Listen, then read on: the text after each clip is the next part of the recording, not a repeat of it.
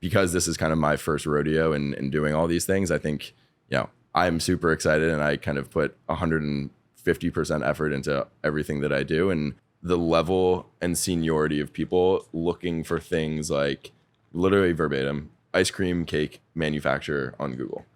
Someone at a top 3 or 4 retailer was searching for that, which you'd believe like these guys have all the resources in the world. They should have access to everything possible. And, XYZ huge retailer should know who to go to for an ice cream cake. I don't want to be like the tech founder with like, this is how we do this, and these are 6 ways for you to improve your business type of thing. I really want it to be like, oh shit, like someone shared my post because it was informative and they want to share it with their team.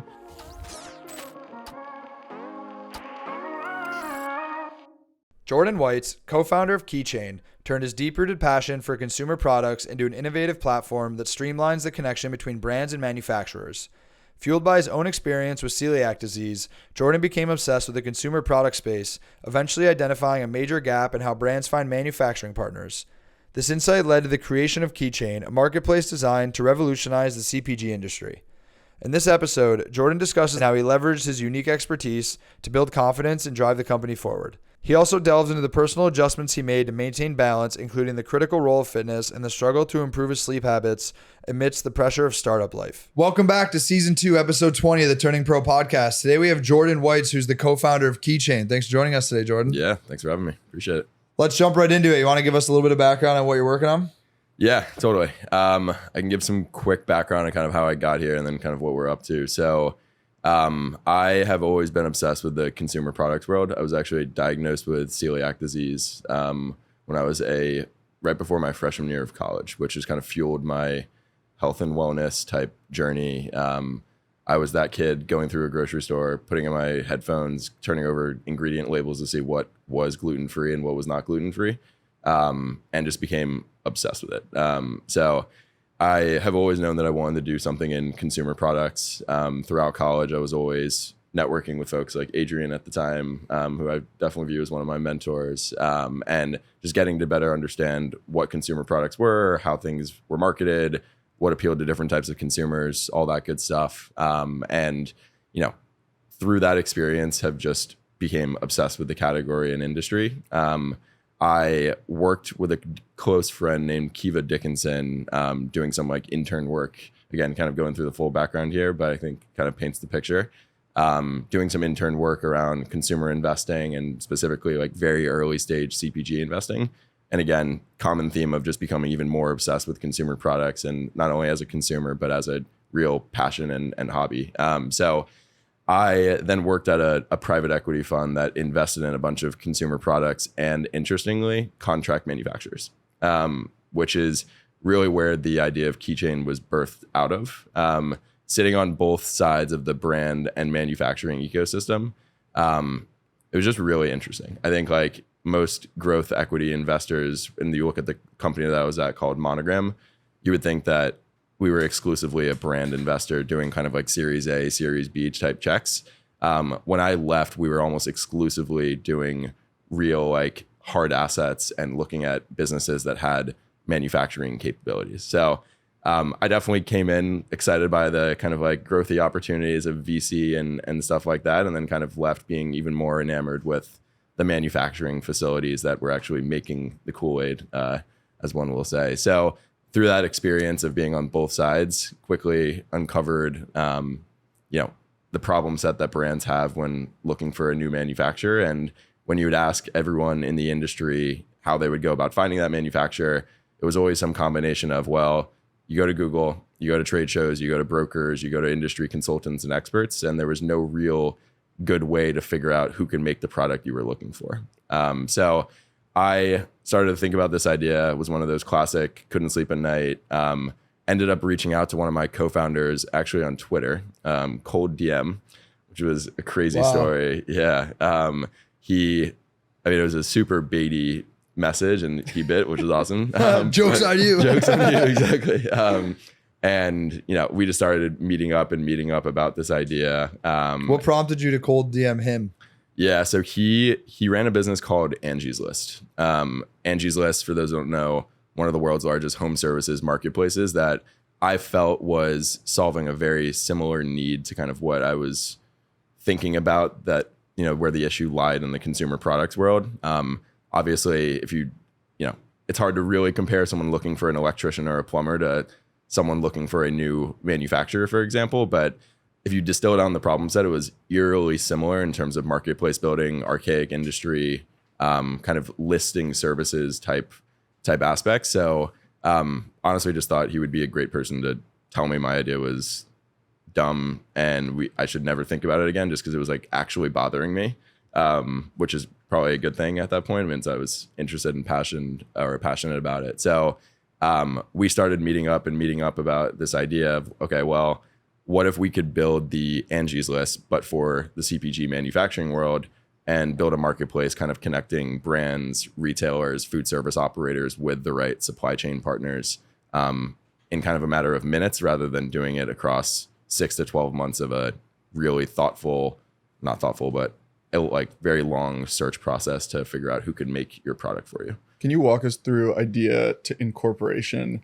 How long was that? How long did that take? Because I know during that time we were texting each other, and I think you very quickly built conviction around it, and also surrounded yourself by the right people as well as investors. So what was that timeline, and then how quickly did it move? It was like really quick.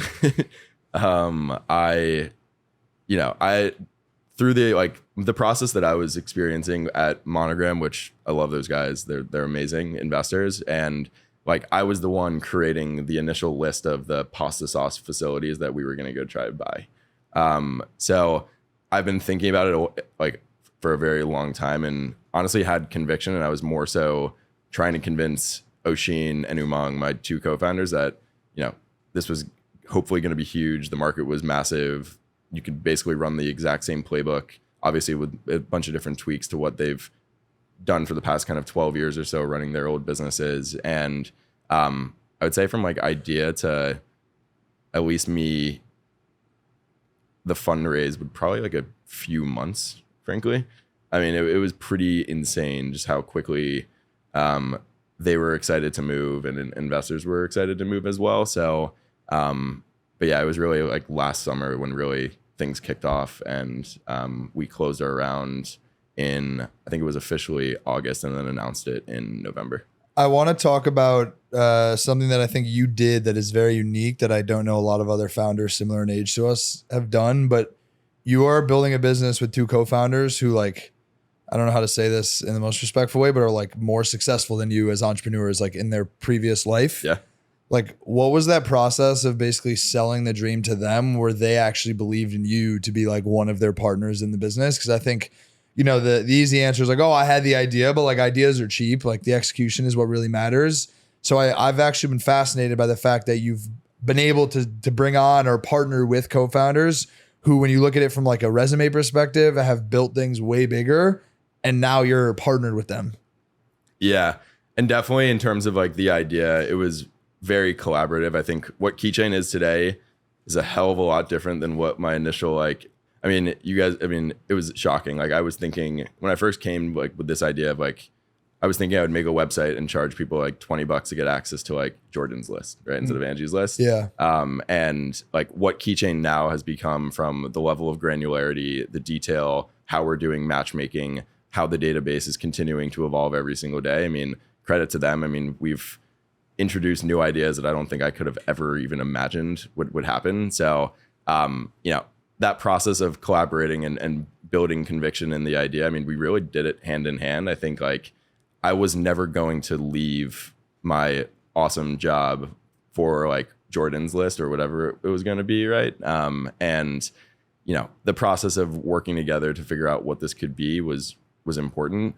I mean, yeah, they're fucking successful as can be. I mean, they ran a business called Handy before selling that business to Angie's List, which was a kind of Uber for handymen and cleaners, kind of in that rah Uber time, and grew that business for about 6 years, and then ended up selling that to Angie's List before running Angie's List. So I think it honestly helped my conviction that they were also convinced. Like, I don't know. I come from the consumer products world. If I was going to go launch my own Better For You cookie brand, I could probably build a pretty sweet model that showed gross margins in a way that could potentially make money in 4 years if I had the capital to do it. Did not know jack shit about marketplaces or technology building or anything like that. So having them to kind of lean on to build a lot of the initial processes around, okay, how are we going to execute on this? How are we going to hire the right team to put this in place? Engineers, data, all that type of stuff. It is kind of an interesting spot because from the early days, I mean, they don't have any consumer products background. Obviously, they're consumers and they like going to grocery stores, and they both have young children. So nutrition and wellness is top of mind for them. But I've kind of always been this resident expert in the CPG world, which is, I think, really important to me as kind of this, third leg of the stool, if you may say, just because, I mean, look, they're 40 years old and I'm 26, right? So, always being that resident expert of like, hey, Jordan, like, what do you think about this? Or, hey, how do we think about building out the low acid aseptic processing space in the beverage category? Like, how should we be thinking about it? I mean, it's just kind of helped me not flex my muscles, but like be in the middle of kind of everything going on, just because I am the resident expert. Were there any limiting beliefs in that process in your own mind where you're like, I can't believe that these guys are like sitting at a table with me? Or was it just straight conviction the whole time that you knew you were the best at this one part of the puzzle, that there was never a second of doubt? There really wasn't a second of doubt. I mean, Oshin and Umang are awesome guys, like just people you would want to sit down with, have a beer with, get coffee with, kind of hang out with. It was never always just business, which I think is important, especially just given the age gap. Like, my lifestyle right now is very different than theirs is. I'm not married. I don't have kids. I still live with some of my best friends from college, right? So, what I go home to versus what they go home to is very different. And I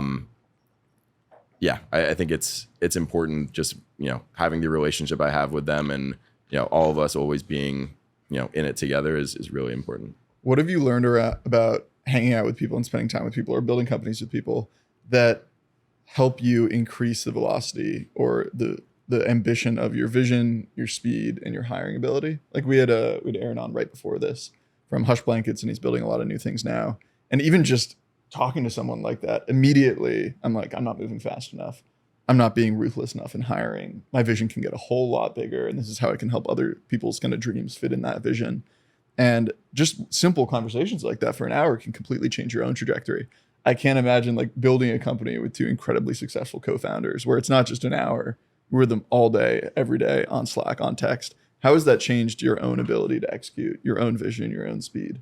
Yeah, I mean, it has completely changed things. I think one of the most impressive things is how much firepower these guys still have. I mean, look, they dropped out of business school, started a business, raised a bunch of venture money, sold it to a publicly traded company, ran the publicly traded company as a CEO, and is now back. Like, what are you guys doing, right? It's like, to some extent, it's like insane, and I think it just kind of bleeds how much passion and excitement they have to kind of build again. And, because this is kind of my first rodeo in doing all these things, I think, I'm super excited, and I kind of put 150% effort into everything that I do. And I've just been impressed with how they do the exact same, which, I was kind of going into this expecting that, this is their second rodeo. Like I said, things would kind of be on the backseat a little bit out of the gates, just because they knew how to build it.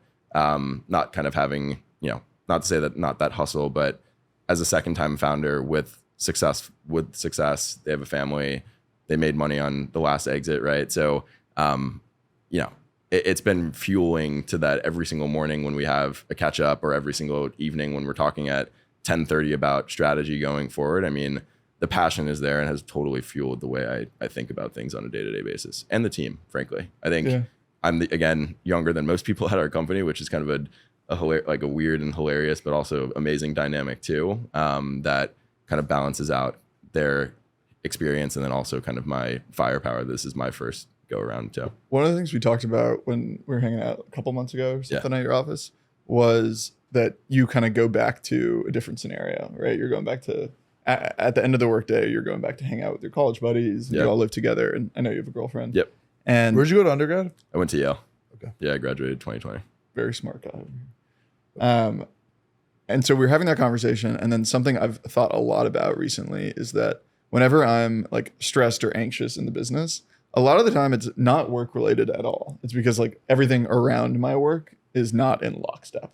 Like, I'm not working out, I'm not eating healthy, I'm traveling more than I should, I'm on the road. I don't have control over the other things. And you could give me the same amount of like quote unquote stressful day of like, I got to work 12 hours today. But if everything else, if I'm like eating healthy and sleeping, relationships are good, I can handle that. I'm like pretty jolly and like happy go lucky during the day. At the same time, if I'm running around and traveling and I'm not eating well, that same day is brutal. Yeah. And so I'm curious for you, I'm sure working with like very successful co-founders or also just people more advanced in their career, they've probably figured that out and they have some of that routine and habits, maybe a bit more disciplined than you. How have you thought through, like, are there any changes you've had to make that like, okay, maybe I can't go out for drinks with my buddies, or maybe I really should, sub that out with going to work out and making time for myself? How have you kind of grown up outside of work as well? Yeah, I think honestly, working out has been the number one most important thing.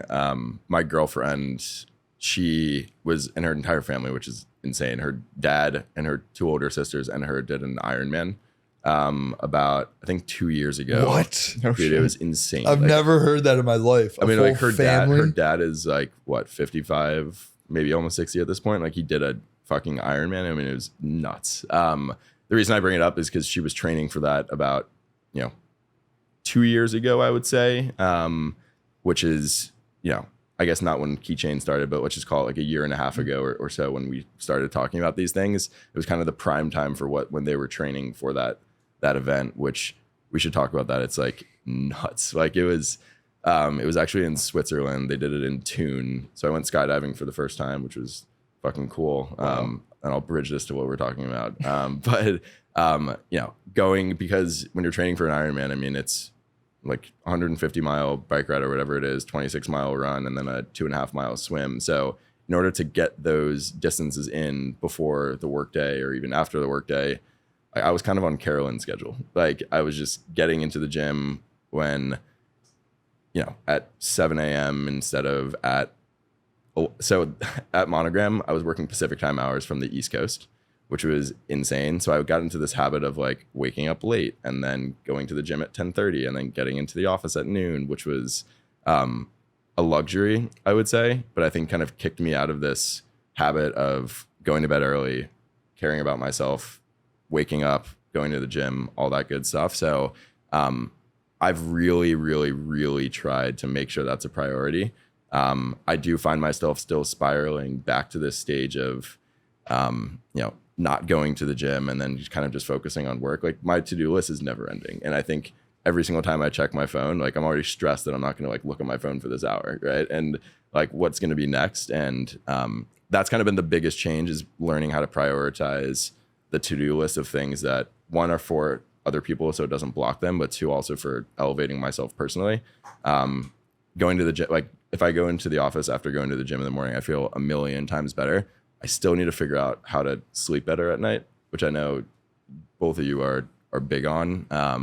I've always had We can nerd problems. out on sleep all you want. I mean, dude, I mean, ever since I started Keychain, and it's probably just because look, it's a startup. I'm stressed about like the day-to-day shit that I need to do by tomorrow and the next day, but it's also like the existential of like, I'm responsible for people's lives, and like we're building this idea, which again, every day I have more conviction on, but look, it's early, right?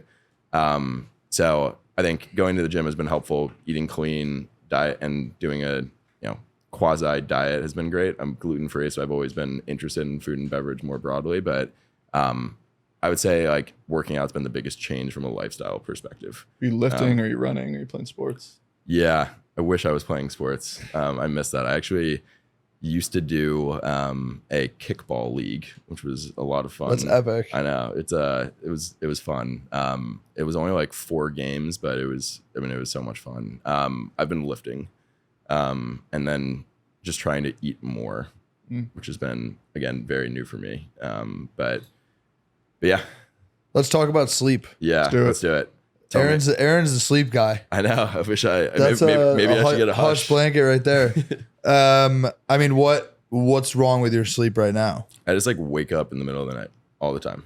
And I would pull out my phone, write down an idea, and then I mean it's like very classic, obviously, but I just don't understand why I can't turn off going to bed. I mean, granted, like my best idea, like when I look at my phone the next morning, it happens to be some of our like. What time do you go to sleep usually?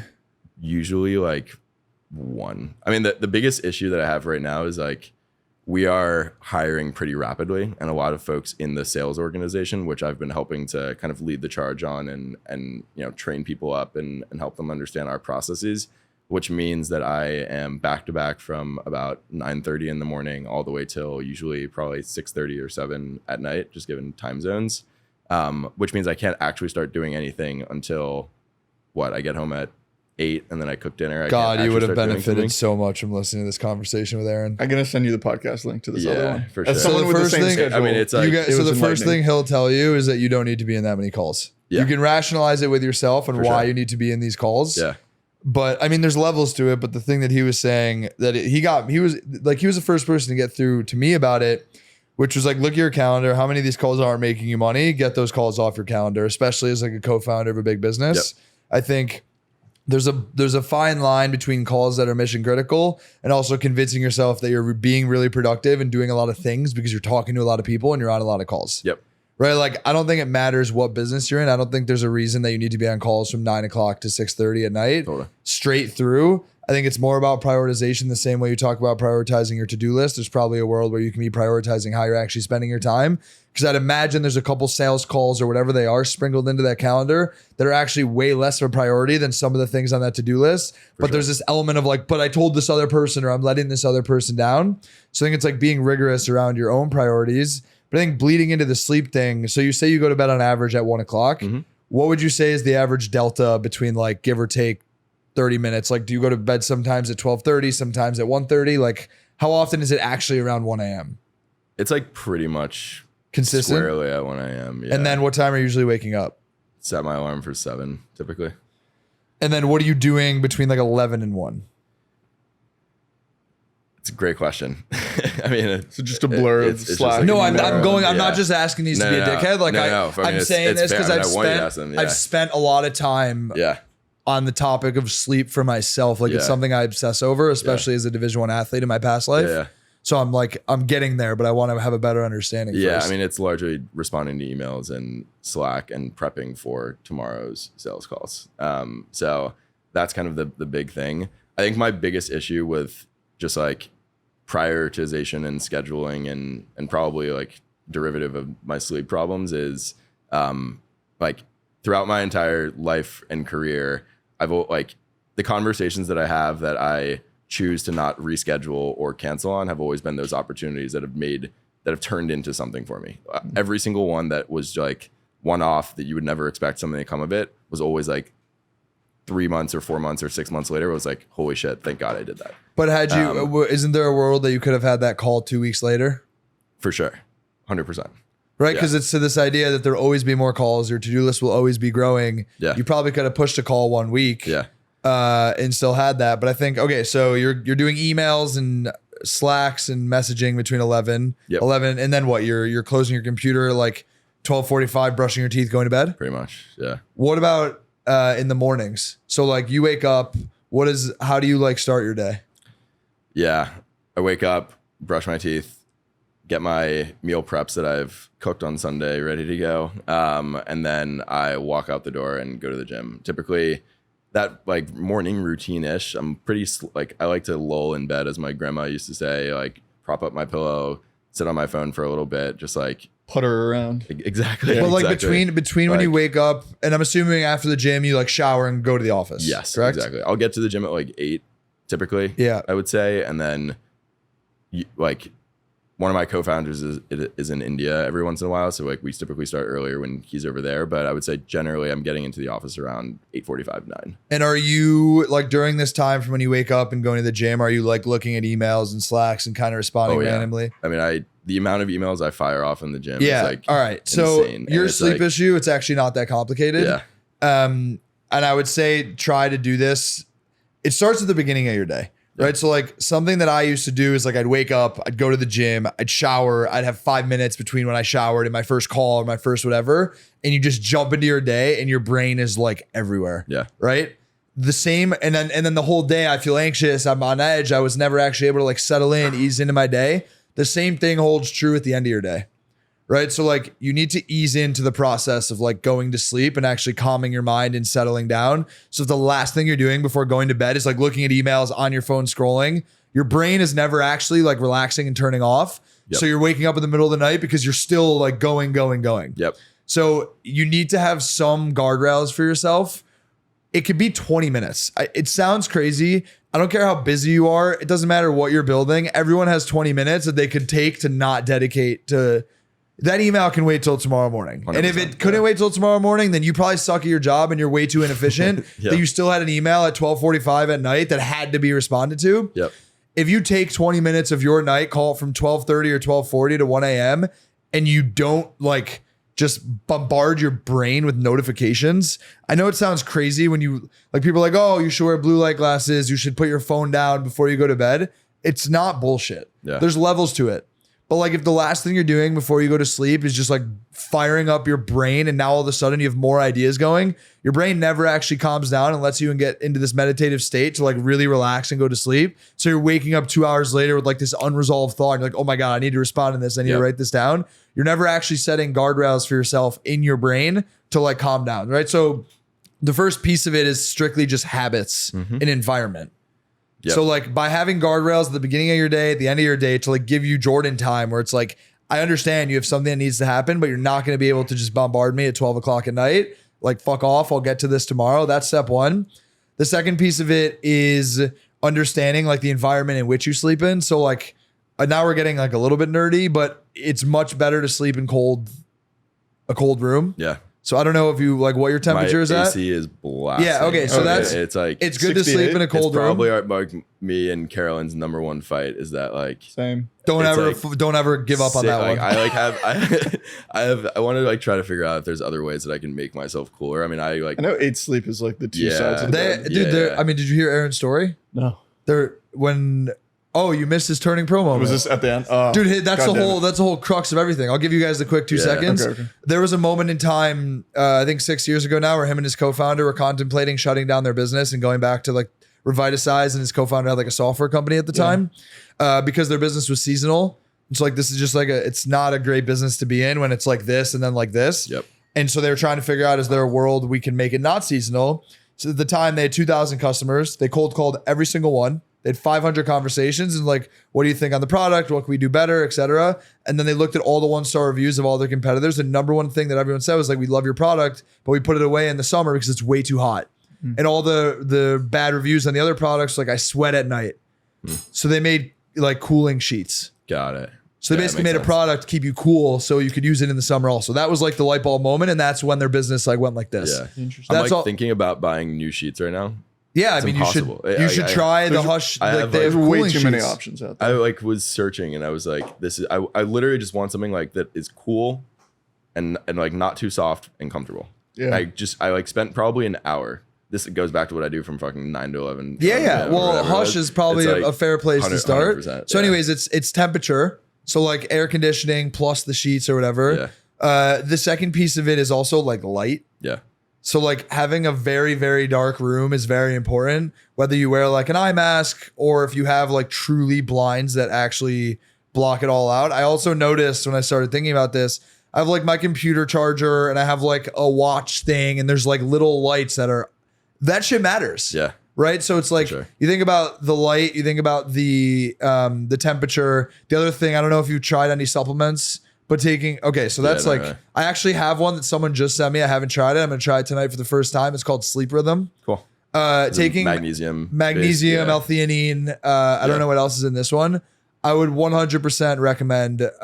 No Days Wasted also has a sleep assist product that I take pretty frequently. I would 100% test some of these sleep products. I was never like a melatonin guy, but taking like a magnesium product an hour before. Melatonin always made me groggy. I never was a melatonin person, but if you It take like a works, magnesium product like an hour before you go to bed, Yeah. I think you'll actually find impact on that. So all of this to say, I would love for you to try this for 1 week and then come back to me and tell me how it goes of like, For sure. give yourself time before you go to bed to just like chill, read a book, don't stare at blue light for the 30 minutes. If you're going to be on your phone, put on blue light glasses, like try to mitigate it to some degree. But if you're on your phone, it shouldn't be like scrolling social media or like responding to a bunch of shit. Cause you're just like, it's an inbox, it's a hallway of notifications. And that's actually what gets your brain turning. So it's like, if you just don't do that for 30 minutes, like figure out a way to keep your room cool and dark, take some sort of magnesium, whatever it is.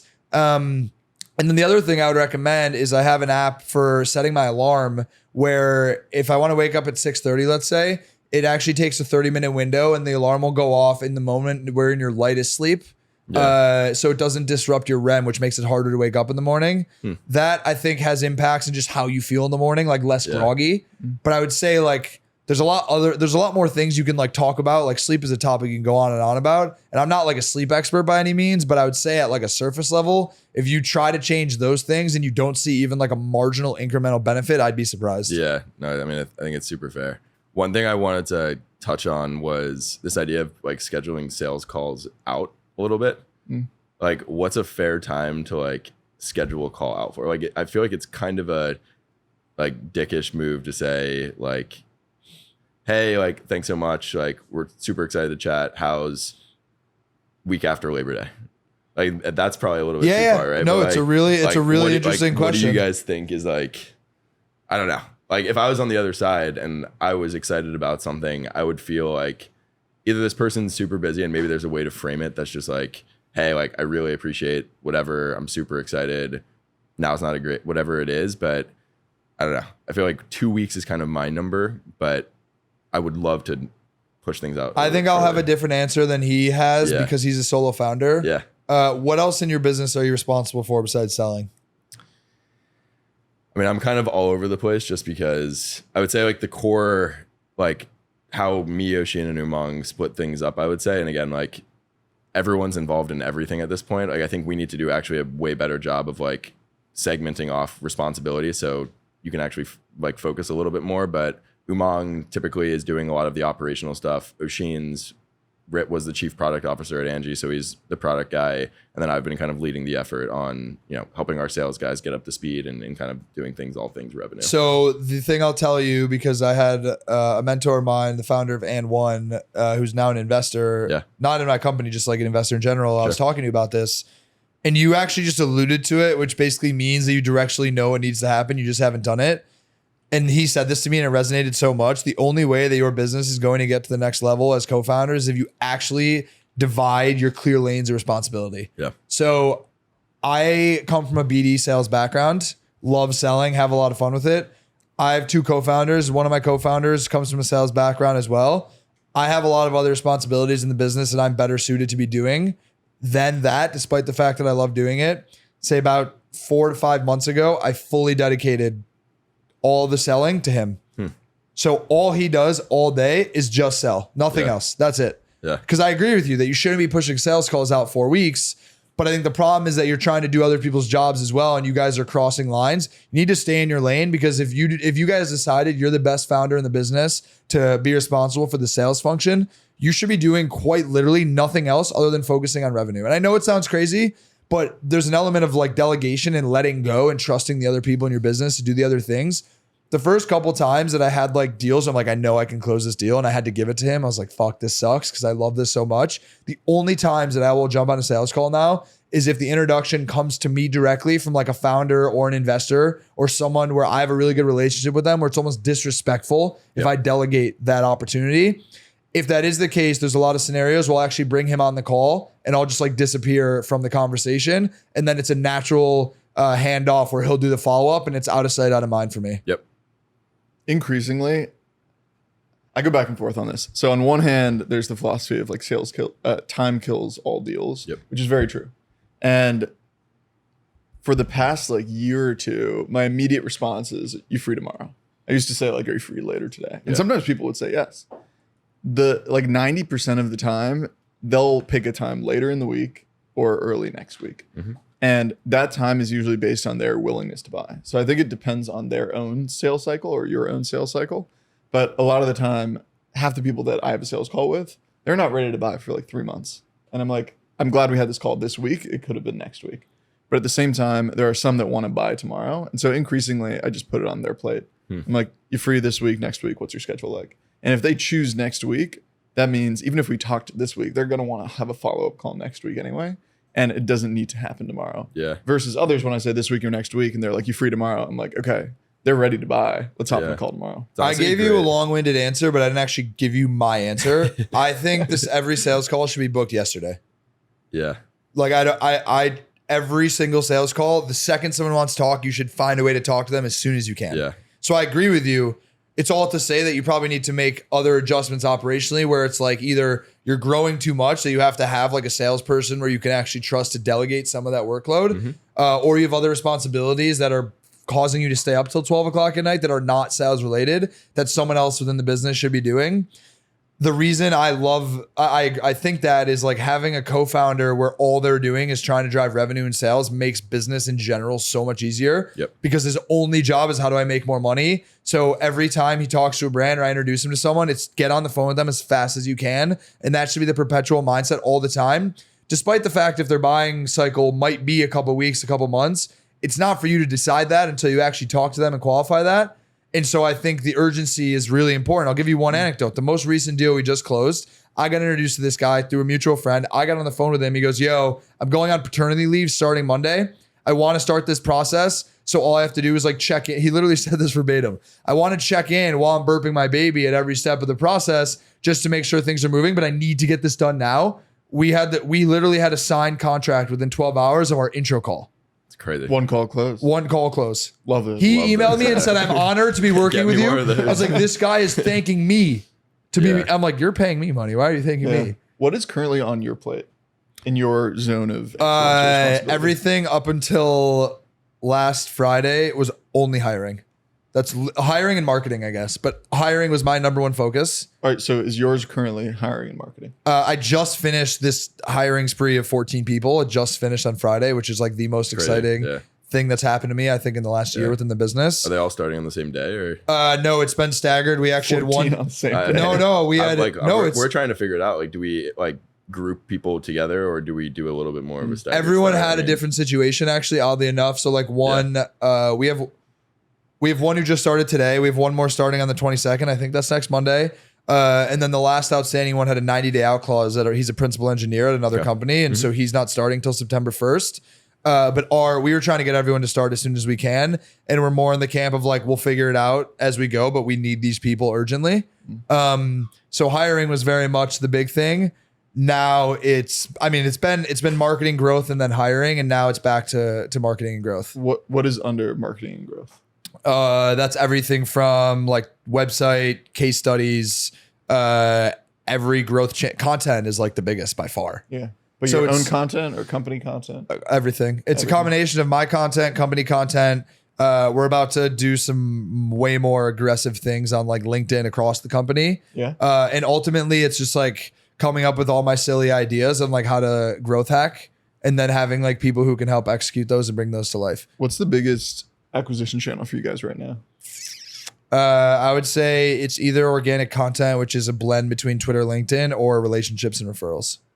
And so I guess you can call that partner program, but it's like not always like a traditional tech partner. It could be like a dude who just happens to know a bunch of brands. Like Eric, I've told you about. Yeah. He's introduced me to over 30 brands. So it's just like my job is just like, honestly, my job now is just like meet people. Like I need to be in the right place at the right time with the culturally relevant people to make sure that Platter is top of mind, where it needs to be, when it needs to be, so that like the right conversations and opportunities are coming from it. Okay, that's not marketing, that's BD. No, I think it's a function of both though. I'm not selling though, but because I'm not actually doing the selling. I know, but that falls under BD. You come in, but you come in the door, I send you to Mike. Okay, so you're doing BD and marketing. Sure, yeah. Okay. Got it. I thought you were just doing content. I was like, that is crazy. And super impressive. But the hiring piece, I downplay it like it's very simple. Yeah. It's like there's a lot that goes into that. Yeah. Like I'm responsible for all the onboarding, like making sure people are up to speed, like making sure everyone's like we're tracking people properly. Like I would say that my job for the last year is going like there's a huge transformation that's happening like right now in terms of how my job is going to evolve because we finally got all the people in place to do a lot of the things that we haven't been able to do. So I haven't been able to pull a lot of the levers that I've wanted to from like a BD growth side because we haven't had the resources to actually fulfill what I envision us being able to do. Yeah. You guys have a big quarter coming up or big 6 months. Yeah. The next 6 months is like pretty defining for us, I'd say. I was going to say, if you have 14 people, if you're responsible for onboarding too, I mean, good luck in the next couple months. I mean, we went from we're almost done. We're you are? no, we okay. have one who started today, one starting the 22nd, and one more September 1st. But everyone else is already up to speed. Got it. Yeah, that makes sense. But like we had one who started Monday, one who started last Monday. So like people are like, it's kind of been trickling in. Yeah. What are your big acquisition channels? And also, let's just talk through sales more broadly. Yeah. What have you learned? How do you approach it? Yeah, acquisition channels. I mean, luckily right now we're getting a ton of organic inbound. But there's always a source. But there's always a source. Google, for sure. Wow. Yeah. You guys doing SEO stuff? Yes. Oh, hell yeah. A lot of it. I mean, if it's working, you got to double down. It is. go. It is That's crazy to see the level and seniority of people looking for things like literally verbatim ice cream cake manufacturer on Google. Someone at a top 3 or 4 retailer was searching for that, which you'd believe like these guys have all the resources in the world. They should have access to everything possible. And, XYZ huge retailer should know who to go to for an ice cream cake project, right? 100%. It is crazy. It's been astonishing just how many people are coming through organically through just SEO. We obviously spend on SEM as well, so we're showing up in the right spaces, but Google is probably our biggest marketing channel right now. I've also started to post a little bit more on LinkedIn, which I got to get over, like my self-conscious, like my Don't friends even are get me judging started. I'll give you I'll hammer into you for 10 minutes. This has probably been the biggest stressor for me in the last like 2 weeks, just because I've always been very, very, very self-conscious and probably too aware, where like, or maybe not aware is the right word, but like because I'm more or less the CPG founder in the room, and like I have a lot of connections in the consumer products world, like that's where I come from. Yeah. Like me posting on LinkedIn, I don't have a ton of followers, but I have enough for it to like get like 25 to 50,000 impressions like per post right now, which is, I don't even know if that's good, but it's like whatever. Like I can generate organic leads, and coming up with content and then figuring out if my like buddies at home are gonna think I'm a dumbass. It's just like, okay, ready? We're gonna solve tricky. this. I have a tactic. Dude, we're gonna solve this. I need it all, because like I actually think it's the highest leverage thing that I can be doing for the business. Makes me sick. Well, And, if it makes you feel better, LinkedIn is like our number one acquisition channel and organic strategy. So I can sit with you for hours and tell you what to do. But the number one thing I can say in terms of getting over this in like a very quick amount of time, what podcast do you listen to? What's like your favorite podcast? Favorite podcast is probably Invest Like the Best. Do you remember Good the first pod. episode? Good pod. Do you remember the first episode they put out? No. Yeah, no one does. No one gives a fuck. True. That's the point. That's honestly fair. That's the point. That's very fair. People Yeah. care. They don't care. Yeah. Like go in the streets of New York and just start screaming shit. Like maybe some people will look at you. Most people won't. Yeah. You are so stuck in your own head, and every single person I talk to, for whatever reason, people have come to me about this because I'm so like unapologetically authentic on social too. Like sometimes maybe to a degree where it's like, dude, you should probably peel back a little bit. Yeah. But it's because you can't care what other people think. And ultimately the people who are going to make comments are actually the people who are jealous about it. And the people who will, so the way that the way the transgression works is you will post something. It maybe won't get a bunch of engagement because you just started, and you have your friends that are like chirping you like, dude, what is this? This is kind of stupid. Dude, one And of then my best friends and roommate probably got more likes on his comment on one of my posts. Wait, than my post. Okay, but- what was it? No, I mean, he's just like, I mean, he's a dumbass. He was one of my roommates, but I like posted this like 4th of July Twinkie thing, which was just kind of a miss of a post anyways, but I just like did it, whatever. And he commented like, so excited, like it was just bullshit. He was like, so excited, man. Can't wait to go to a 7-Eleven to go buy my cherry filled Twinkie. And like literally my entire like friend group in college, plus like, I mean, it was insane. So here's what happens though. So like they'll start chirping you. Yeah. You'll get over the hump where it will start to crush. Yep. They'll eventually shut up, and then they'll start asking you about how'd you do this. Yep. I've seen it happen. It happened to me. It's happened to a lot of my friends. You need to understand that like you're in your own head about it. And the only way to combat people in your life who you think are judging you is twofold. One is like, they're kind of shitty if they continue to do that to you after like making, of course they're going to poke fun. Those are your best friends. Yeah. Like mine did the same thing. But then when it becomes real and you actually start to get traction out of it, they're like, fuck, that's actually kind of cool. So the only way out of it is to keep your head down and act like you don't actually see them, even though you know it's bothering the shit out of you. Yeah. I have a practical loophole. One, everything he said is 100% correct, and you just got to do it. And I know you'll get there. Practical loophole. I'm not really connected with anyone from like middle school or high school on Yeah. LinkedIn. Like I didn't have LinkedIn at the time. Yeah. Definitely connected with like a bunch of college buddies on there. And at one point, it was still in my head, and I was posting content. I've been posting content for years. And it was still in my head about it because one of my buddies like texted me, and he was like, "This is so stupid." And I was like, I just felt bad about it. And so I had my VA. It took 20 minutes. I recorded a Loom. I said, "Hey, go into LinkedIn, filter out Brown University, and remove connection from everyone." Dude, come on! Oh my god, that is letting them win. I hate that. I hate that. Unfortunately, it worked. I hate that. I never think about it. No, I've never thought about it ever again. Fuck that. No. I've never thought about it once. Don't let people around you bother you. No, that's fucking bullshit. Don't let people around you bother you so much. Yeah. Like, you got to just do what's best for you and trust in yourself, and eventually people will start to envy it and respect it. Yep. Dude, I'm telling you, like I was on a sports team in college. Yeah. Like, amplify. I mean, we're in a fraternity. Yeah. It's the same shit. It's like you walk into the locker room, everyone's like, "You're a fucking loser." Like, what is this? Like, you listen to Brett. We had a YouTuber with 1 million subscribers on our podcast yesterday. Like, he had friends like, "Dude, why are you posting like videos of you making a Rubik's Cube on YouTube?" It's like, joke's on you. I get paid to travel the fucking world now. Like, you have to be unbothered, and you have to have thick skin and recognize that, like, putting in reps, you will build the callus to it, and eventually you will not give a fuck. Yeah. Like, I'm mad that he just told me that. Like, I hate that. I hate that a lot. He is right, but short-term, practical, if it will help you post more. Sure. If it's going to help you get over the hump, fine. Yeah. I actually think those are the people you should be fucking posting for. Yeah. I don't know. I'm probably not going to do that, but I do, like... If you need a loophole. No, I know. I don't know. I think it's the hard. loophole is just like put your nuts on the table and stop fucking giving shit. I guess it's more like right now I feel like it is a volume game versus a quality game, and I like am very like I always tell like our like marketing team and growth team, I'm like, when we're thinking about content ideas, like I really want there to be an oh shit takeaway or something that's like that was tactical that I can do. I don't want to be like the tech founder with like, this is how we do this, and these are 6 ways for you to improve your business type of thing. I really want it to be like, oh shit, like someone shared my post because it was informative and they want to share it with their team.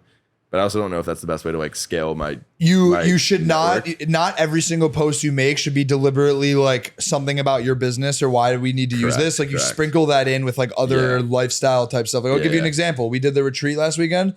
We did like a founder retreat. There's like 25 founders in like an Airbnb, and I wrote a post about it. And the gist of the post was just like people who feel like misfits, especially entrepreneurs, when you're around people who don't understand it. And then you're in an environment where other people around you also want to talk about big ideas at 4 p.m. on a Saturday. Like, that's when you know you kind of found your type of people. Yep. That anecdote is not like, oh, go buy Platter. But it's something that people will read and they might resonate with. And if they do, they're going to consume more. And if they don't, like, you're probably not the person I was speaking to anyways. Yep. I think you combine be useful, be authentic. Yep. And always do a mix of both. I know we have a hard stop in like a minute, right? Yeah. We can go anything else you want to cover? No, I'm just fired up. I could have gone on and on about this for now. We've got Ben going. Okay, can you talk to the left camera? Tell them where they can find Keychain, where they can find you, given you're going to be posting more. Yeah. With Ben's advice. You need the turning pro moment first. Oh, fuck. Okay. It's probably around sending that DM, committing to the company. But were there any low moments or insecurities during that process that you were like, no, I'm not going to stay in VC or stay in private equity. I'm going to go do this even if it's scary?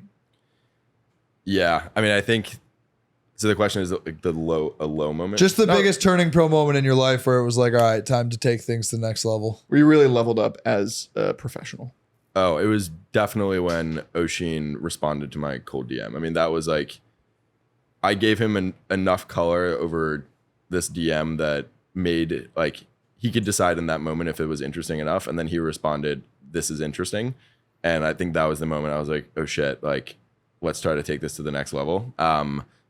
First coffee I had with him, it was like an even more of an oh shit moment. And then I was like, sold. Like, let's start doing this. Yeah.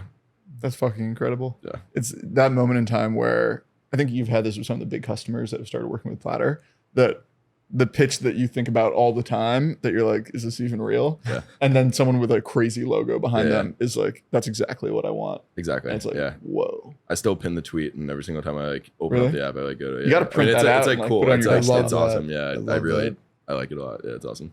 That's a good one. Okay, now talk to the left camera. Tell them where people can find you and Keychain. Yes. LinkedIn, just Jordan Weitz, Weitz, and then Keychain is www.keychain.com. Wow, what a flex. We got the domain. What How much did that flex. cost? Can you disclose that? We can do it off camera. if you Can't feel more disclose it. comfortable. We can talk about it in a second.